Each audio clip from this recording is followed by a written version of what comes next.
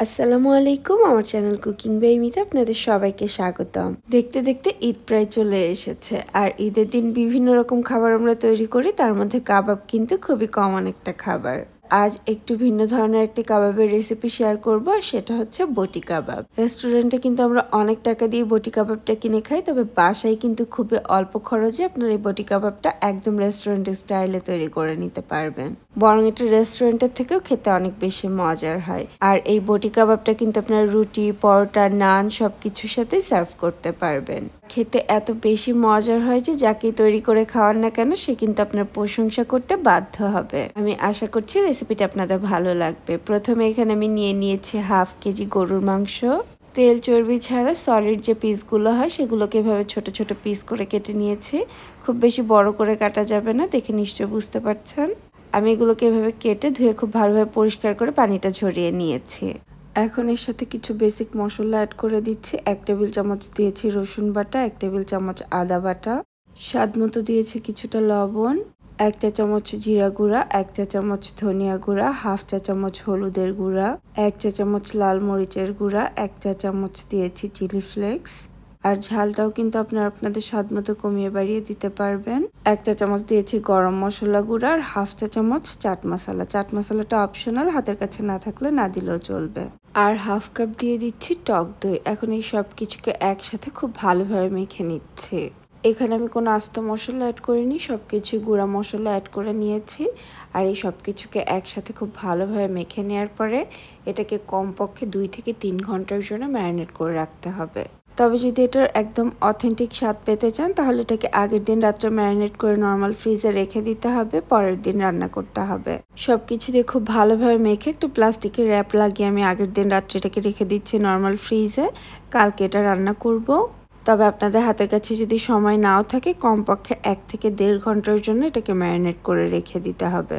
পরের দিন এটাকে আমি ফ্রিজ থেকে বের করে নিয়ে এসেছি, এখন রান্না করে নিব। আমি এটাকে প্রেসার কুকারে দিয়ে সেদ্ধ করে নিচ্ছি, এতে খুব দ্রুত এটা রান্না হয়ে যাবে। তবে আপনারা প্রেসার কুকারে রান্না করতে না চাইলে যে কোনো পাতিলেও রান্না করে নিতে পারেন, সেক্ষেত্রে সময় একটু বেশি লাগবে। সম্পূর্ণ গরুর মাংসটা ঢেলে নেওয়ার পরে মশলাটা যেন ওয়েস্ট না হয়ে যায় আমি বাটিটা ধুয়ে কিছুটা পানি দিয়ে দিচ্ছি। এখানে খুব বেশি পানি দেওয়ার প্রয়োজন নেই, যেহেতু মাংসটা সারা রাতের জন্য ম্যারিনেট করে রেখেছিলাম। 1 থেকে 1.5 কাপের মতো পানি দিলেই চলবে। এখন এটাকে ঢাকনা বন্ধ করে আমি রান্না করে নিচ্ছি। তারপর এটাকে বেশ কয়েকটা সিটি দিয়ে নিব। কমপক্ষে 12 থেকে 15 মিনিটের মতো রান্না করে নিতে হবে। আমি এটাকে 15 মিনিটের মতো রান্না করে নিয়েছি। প্রেসারের সম্পূর্ণ হুইসেলটা যখন বের হয়ে গিয়েছে ঢাকনাটা খুলে মাংসটা চেক করে নিচ্ছি। অবশ্যই চেক করে নেবেন মাংসটা ভালোভাবে সেদ্ধ হয়েছে কিনা। এই রান্নাটা এমন হতে হবে যে মাংসটা একদম সফট হয়ে যাবে, তবে ভেঙে যাবে না। এই মাংসগুলো দেখে নিশ্চয়ই বুঝতে পারছেন এগুলো খুব ভালোভাবে সেদ্ধ হয়ে গিয়েছে, তবে এটাতে এখনও এক্সট্রা কিছুটা পানি রয়ে গিয়েছে। চুলার আঁচটাকে মিডিয়ামে রেখে এখন এই পানিটাকে আমি খুব ভালোভাবে শুকিয়ে নিচ্ছি। পানি বা মাংসের ঝোল যেটাই বলেন না কেন এটাকে পুরোপুরি শুকিয়ে নিতে হবে, এটাতে কোনো এক্সট্রা ঝোল রাখা যাবে না। যখন ঝোলটা মোটামুটি শুকিয়ে এসেছে এখন এর সাথে 1 চা চামচ দিয়ে দিচ্ছি লেবুর রস। লেবুর রস দিয়ে এটাকে খুব ভালোভাবে নেড়ে মিশিয়ে নিচ্ছি। আর এটা কিন্তু এখন গা মাখা হয়ে এসেছে, এটাতে কোনো এক্সট্রা ঝোল নেই। এখন এটাকে আমি চুলা থেকে নামিয়ে নিচ্ছি। এখন চুলা আবার একটা প্যান বসিয়ে নিয়েছি, 3 থেকে 4 টেবিল চামচের মতো সয়াবিন তেল দিয়ে দিচ্ছি। এর সাথে দিয়ে দিচ্ছি 2 টেবিল চামচ বাটার। বাটার দিলে গরুর মাংস যেমন খুব সুন্দর একটা কালার আসে, দারুণ একটা ফ্লেভারও আসে। তবে হাতের কাছে না থাকলে শুধু তেল দিয়েও রান্না করে নিতে পারেন। এখন রান্না করে নেওয়া গরুর মাংস আমি সম্পূর্ণটুকু প্যানের উপরে খুব ভালোভাবে ছাড়িয়ে নিচ্ছি। এমনভাবে মাংসের পিসগুলোকে ছাড়িয়ে দিতে হবে যেন সবগুলো আলাদা আলাদা থাকে, তাহলে এক একটা সাইড খুব ভালোভাবে ভেজে নেওয়া যাবে। আমি চুলার আঁচটাকে মিডিয়াম লোতে রেখে এখন একটা সাইড 2 থেকে 3 মিনিটের মতো ভেজে নিচ্ছি। 2 মিনিটের মতো ভেজে নেওয়ার পরে প্রত্যেকটা মাংসের পিস আমি উল্টে নিচ্ছি।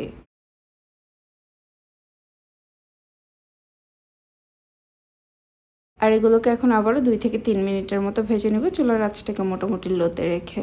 মাংসগুলো কিন্তু ভেজে নেওয়া হয়ে গিয়েছে আর বটি কাবাবটাও রেডি হয়ে গিয়েছে। তবে এটাতে দারুণ একটা তান্দুরি ফ্লেভার দেওয়ার জন্য আমি এর মাঝখানে কিছুটা ফাঁকা করে নিচ্ছি, আর একটা ফয়েল পেপার রেখে এর মাঝখানে আমি একটা কয়লা দিয়ে দিচ্ছি। রেস্টুরেন্টগুলোতে এভাবে কয়লা দেওয়ার কারণে কিন্তু এটাতে দারুণ একটা তান্দুরি ফ্লেভার আসে। তবে এটা অপশনাল, আপনারা যদি দিতে না চান না দিলেও চলবে। আর যদি হাতের কাছে ফয়েল পেপার না থাকে এখানে যে কোনো স্টিলের বাটিও ইউজ করতে পারেন। আর আমি কয়লাটাকে আগে থেকে আগুন জ্বালিয়ে নিয়েছিলাম। এখন এটা দিয়ে এটার উপরে খুব সামান্য একটু তেল দিয়ে দিচ্ছি, এতেই কিন্তু এটা থেকে দারুণ একটি স্মোক বের হবে আর এটাতে দারুণ একটি স্মোকি বা তান্দুরি ফ্লেভার দিবে। এখন চুলার আঁচটাকে আমি বন্ধ করে দিয়ে এটাকে ঢাকনা দিয়ে ঢেকে 2 মিনিটের জন্য এভাবে রেখে দিচ্ছি, এতে এটার স্মেলটা পুরো মাংসে ছাড়িয়ে যাবে। এই তো তৈরি হয়ে গেল অসম্ভব মজার বটি কাবাব। রেস্টুরেন্টের স্বাদকেও কিন্তু এটা হার মানাবে। আপনারা বাসায় খুব সহজে এটা তৈরি করে নিতে পারেন, যে কেউ খেয়ে আপনার প্রশংসা করতে বাধ্য হবে। রুটি, পরোটা, নান যে কোনো কিছুর সাথে এটা সার্ভ করতে পারেন। আশা করছি রেসিপিটা আপনাদের ভালো লেগেছে। আর কোথাও যদি একটুখানিও ভালো লেগে থাকে প্লিজ আমার চ্যানেলটি সাবস্ক্রাইব করে রাখবেন। পাশে থাকা বেল বাটনটি অন করে রাখতে পারেন, তাহলে আমি নতুন ভিডিও আপলোড করার সাথে সাথে সবার আগে আপনার কাছে নোটিফিকেশন চলে যাবে। আমি একটা মাংস ভেঙে দেখিয়ে দিচ্ছি এটা কত সুন্দরভাবে কুক হয়েছে। ঈদের দিনের জন্য রেসিপিটি ট্রাই করতে পারেন, আর ট্রাই করলে কেমন লাগলো আমাকে কমেন্ট সেকশনে জানাতে ভুলবেন না। আজ তৈরি করে দেখাবো স্বামী কাবাবের খুব সহজ একটি রেসিপি। কাবাব এমন একটা খাবার যেটা কম বেশি সবাই খেতে খুবই পছন্দ করে, তবে তৈরি করার ঝামেলার জন্য অনেকেই তৈরি করতে চায় না। কোনো রকম বাটাবাটির ঝামেলা ছাড়াই খুব সহজভাবে আজ কাবাবের রেসিপিটি তৈরি করে দেখাবো, যেটা খেতে অসম্ভব মজার আর অনেক বেশি জালিদার। অনেকেই কাবাব তৈরি করে কাবাবের ভেতরটা ভালোভাবে কুক হয় না, আবার অনেকের কাবাব অনেক বেশি ড্রাই হয়ে যায় আর কাবাবের ফ্লেভারটাও ভালোভাবে পাওয়া যায় না। তবে আজ আমি আপনাদের সাথে যে রেসিপিটি শেয়ার করব, আপনারা যদি ঠিক এভাবেই কাবাবটা তৈরি করেন আপনাদের কাবাবগুলো একদম পারফেক্ট এবং জালিদার হবে। আর এভাবে যদি একবার রেসিপিটি ট্রাই করেন আশা করছি সবার এত বেশি ভালো লাগবে যে বারবার এভাবেই তৈরি করবেন। প্রথমে এখানে আমি নিয়েছি 1/2 কেজি গরুর মাংস, যেটাকে ছোট ছোট পিস করে কেটে নিয়েছি। আর আমি এখানে একটু সলিড মাংসটাই নিয়েছি, তেল চর্বি নিইনি। তেল চর্বি নিলে অনেক সময় খাওয়ার সময় সেটা মুখে পড়ে, যেটা খেতে অনেকে পছন্দ করে না। এখন গরুর মাংসটাকে আমি একটা প্রেসার কুকারে নিয়ে নিচ্ছি। আপনারা চাইলে পাতিলেও সেদ্ধ করতে পারেন, সেক্ষেত্রে কিন্তু সময় অনেক বেশি লাগবে।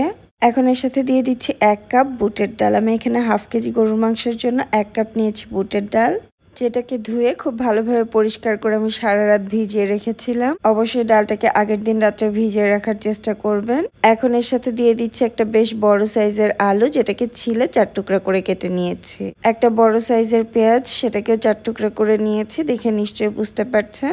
1 ইঞ্চি 1 ইঞ্চি 2 ইঞ্চি আদা নিয়েছি, আর একটা বেশ বড় সাইজের রসুন, যেটাকে ছিলে নিয়েছি।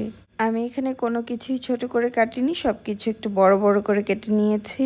এখন এর সাথে কিছু মশলা অ্যাড করে নিব। প্রথমে দিয়ে দিচ্ছি স্বাদ মতো কিছুটা লবণ, দিয়েছি 1/2 চা চামচ হলুদের গুঁড়া, 1 চা চামচ লাল মরিচের গুঁড়া, 1 চা চামচ জিরার গুঁড়া, 1 চা চামচ ধনিয়া গুঁড়া, 1 চা চামচ দিয়েছি চিলি ফ্লেক্স, 1 চা চামচ দিয়েছি গরম মশলার গুঁড়া, আর একটা তেজপাতা ছিঁড়ে দিচ্ছি। এখন এখানে আমি প্রথমে দিয়ে দিচ্ছি 1 কাপ পানি, দিয়ে এটাকে খুব ভালোভাবে একটু মিশিয়ে নিচ্ছি। কেননা পানির পরিমাণটা একটু বুঝে দিতে হবে, এখানে খুব বেশি পানি দেওয়া যাবে না। পানিটা এমনভাবে দিতে হবে যেন সব কিছু ডুবে পানিটা সমান সমান হয়। যেহেতু গরুর মাংসটাকে আমি খুব ছোট করে কেটে নিয়েছি আর ডালটাকে সারা রাত ভিজিয়ে রেখেছিলাম, আমি এখানে টোটাল 2 কাপের মতো পানি ইউজ করেছি। এখন এটাকে খুব ভালোভাবে মিশিয়ে ঢাকনা বন্ধ করে চুলায় বসিয়ে দিচ্ছি। চুলায় বসিয়ে দিয়ে চুলার আঁচটাকে মিডিয়াম হাই রেখে এটাকে 4 থেকে 5টার মতো সিটি দিয়ে নিতে হবে। এক একটা প্রেসার কুকারের সিস্টেম এক এক রকম, আপনাদের কম বা বেশিও লাগতে পারে। আমি 5টার মতো সিটি দিয়ে নিয়েছি, তারপরে প্রেসারের ভাপটা বের করে দিইনি। যখন একে একে সম্পূর্ণটা ভাপ বের হয়ে গিয়েছে, এখন ঢাকনা খুলে আপনাদের দেখিয়ে দিচ্ছি। সব কিছু কিন্তু খুব ভালোভাবে সেদ্ধ হয়ে গিয়েছে, তবে এখন এটাতে কিন্তু কিছুটা পানি রয়ে গিয়েছে। আমি চুলার আঁচটাকে আবারও জ্বালিয়ে নিয়েছি আর মোটামুটি নেড়ে নেড়ে এখন এই পানিটাকে শুকিয়ে নিব। যখন পানিটা প্রায় শুকিয়ে এসেছে এ পর্যায়ে আমি চুলার আঁচটাকে একদম লো করে দিয়েছি আর এটাকে এখন খুব ভালোভাবে ঘুটে নিব। যেহেতু এই স্বামী কাবাবগুলো তৈরি করার জন্য কোনো ব্লেন্ডার ইউজ করব না বা কোনো বাটাবাটির ঝামেলাও করব না, সেই জন্য এটাকে ঘুটনির সাহায্যে খুব ভালোভাবে ঘুটে নিতে হবে। ইজিলি কিন্তু এটাকে ঘুটে নেওয়া যাবে, যেহেতু সবকিছুই খুব ভালোভাবে সেদ্ধ করা হয়েছে। আমি এটাকে ঘুটে নেওয়ার পরে দেখে নিশ্চয়ই বুঝতে পারছেন এটা কতটা জালিদার আর কত সুন্দরভাবে ঘুটা হয়েছে। আর এটা কিন্তু বেশ সফট, তবে এটাতে কোনো এক্সট্রা পানি নেই। এখন এটাকে চুলা থেকে নামিয়ে নিচ্ছি, কেননা এটা চুলা থেকে নামিয়ে নেওয়ার পরেও কিছুটা শক্ত হয়ে যাবে। এখন এটাকে এভাবে একটা পাত্রে রেখে দিচ্ছি, কিছুটা ঠান্ডা হওয়া পর্যন্ত অপেক্ষা করছি। কাবাবের মিশ্রণটা কিন্তু পুরোপুরি ঠান্ডা হয়ে গিয়েছে। এখন এটাকে একটা বড় বোলে নিয়ে নিচ্ছি। কাবাবের এই মিশ্রণটা দেখে নিশ্চয়ই বুঝতে পারছেন এটা কিন্তু খুব বেশি শক্তও হয়নি আবার খুব বেশি নরমও না। এটা দিয়ে খুব ইজিলি কাবাবের শেপ দিয়ে নিতে পারবেন। এখন এর সাথে দিয়ে দিচ্ছি বেশ খানিকটা কাঁচামরিচ কুচি। ঝালটা আপনাদের স্বাদ মতো কমিয়ে বাড়িয়ে নিতে পারবেন। আর কাঁচামরিচটা ছোট করে কুচি করেছি যেন এটার একটা ফ্লেভার পাওয়া যায়, তবে খাওয়ার সময় মুখে না পড়ে। বেশ খানিকটা দিয়ে দিয়েছি ধনিয়া পাতা কুচি আর দিয়ে দিচ্ছি হাফ কাপের মতো বেরেস্তা। 1 চা চামচ দিয়ে দিচ্ছি চাট মশলা। চাট মশলাটা দেওয়ার চেষ্টা করবেন, এতে এটার টেস্ট কিন্তু অনেক বেশি ভালো আসবে। এখানে কাবাবগুলো আমি তৈরি করে বেশ কিছুদিন ডিপ ফ্রিজে সংরক্ষণ করে রাখবো, সেজন্য এখানে আমি ভাজা পেঁয়াজটা ইউজ করেছি। আপনারা যদি তৈরি করে সাথে সাথে সার্ভ করেন সেক্ষেত্রে কিন্তু কাঁচা পেঁয়াজও ইউজ করতে পারেন। আর একটা দিয়ে দিচ্ছি ডিম। এখন এই সব কিছুকে একসাথে খুব ভালোভাবে মেখে নিব। কাবাবের মিশ্রণে যে এক্সট্রা পানি ছিল আমি কিন্তু সেটাকে খুব ভালোভাবে নেড়ে নেড়ে শুকিয়ে নিয়েছি।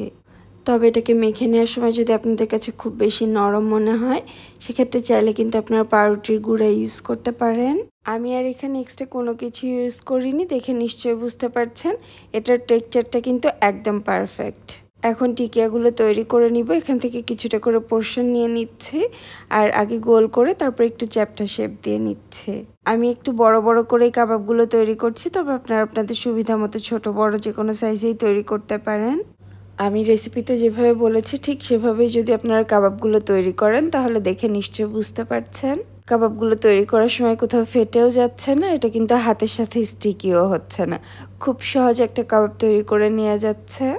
একইভাবে সবগুলো কাবাব তৈরি করে নিয়ে আপনাদের কিছু ভেজে দেখাবো আর কিছু আমি ফ্রিজে সংরক্ষণ করে রেখে দিব।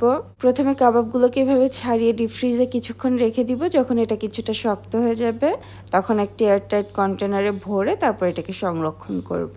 কিছু কাবাব এখনই ভেজে দেখিয়ে দিচ্ছি, সেজন্য চুলা একটা প্যানে কিছুটা তেল দিয়ে নিয়েছি। আর এই কাবাবগুলো ভাজার জন্য কিন্তু খুব বেশি তেলের প্রয়োজন নেই। আপনারা চাইলে ডিপ ফ্রাইও করতে পারেন, আবার চাইলে কিন্তু শ্যালো ফ্রাইও করতে পারেন। আমি মোটামুটি তেল দিয়েছি, খুব বেশি দেইনি। বেশ কিছু কাবাব একসাথে দিয়ে নিয়েছে আর এখন এগুলোকে 2-3 বার উল্টে পাল্টে গোল্ডেন ব্রাউন করে ভেজে নিব। একটু সময় নিয়ে ভাজলে কাবাবের ওপর সাইডটা অনেক বেশি ক্রিস্পি হয় আর ভেতরটাও কিন্তু খুব ভালোভাবে কুক হয়ে যায়। আপনারা যারা কাবাব তৈরি করতে ভয় পান তারা রেসিপিটি অবশ্যই এভাবে একবার হলেও ট্রাই করবেন। ইনশাল্লাহ আপনাদের কাবাবগুলো একদম পারফেক্ট এবং জালিদার হবে। আর খেতে কত মজার হয় সেটা আর কি বলবো, আপনারা যখন বাড়িতে তৈরি করবেন তখনই বুঝতে পারবেন যে এটা খেতে কতটা মজার। রেসিপিটি একবার হলেও আপনারা ট্রাই করতে পারেন আর ট্রাই করে থাকলে আমাকে কমেন্ট সেকশনে জানাবেন আপনাদের কেমন লাগলো। আমার কাবাবগুলো ভাজা হয়ে গিয়েছে, খুব সুন্দর একটা কালার এসেছে। এগুলোকে এখন উঠিয়ে নিচ্ছি। ভাত, পোলাও, রুটি, পরোটা যে কোনো কিছুর সাথে আপনারা কাবাবটা সার্ভ করতে পারেন, তবে আমার বাসায় কিন্তু এমনিতেই খেয়ে নেওয়া হয়, সবার এটা অনেক বেশি পছন্দ। এখন আমি এগুলোকে গরম গরম সার্ভ করব। যারা আমার রেসিপিটি দেখছেন আপনাদের যদি কোথাও একটুখানিও ভালো লেগে থাকে তাহলে আমার চ্যানেলটি সাবস্ক্রাইব করে রাখতে ভুলবেন না। আজকের মতো এখানে বিদায় নিচ্ছি, আবার নতুন কোনো রেসিপি নিয়ে চলে আসবো। সে পর্যন্ত সবাই অনেক বেশি ভালো থাকবেন আর আমাদের জন্য দোয়া করবেন। আল্লাহ হাফেজ।